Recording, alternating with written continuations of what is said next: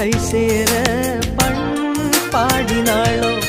ஒரு ராகம் ஒரு தாளம் இணை கூடும் போது கானம் தான் ராஜனோடு ராணி வந்து சேரும்.